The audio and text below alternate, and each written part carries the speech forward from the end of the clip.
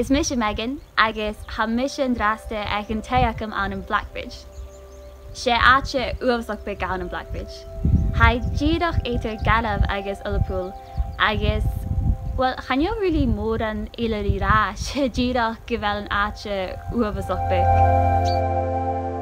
Udan ha ferachín mai nach chael dóia sound van a coronavirus, mar éisiamplar ma chudus me sé éan television an draste. Bí chafór a chula program mi dhéin a coronavirus. Ach, an seo ag an té, chafór nach chael mi an a seoirse de bubble, agus seach nach chael duine eilim an cúis dorm fatan siúl cúiú, chanyo cúis na ferachín chá éitir jaliche at sa han lockdown a gá láte. I bhadach mó fadantin agus an cúacham, chanyo mi duine eile eichgin ach na nachim mi yoga na bútin. So, chachrit mi nach chael mi sabatí go beod an seo. Udan in hanna curich it sin a chéliorn ach.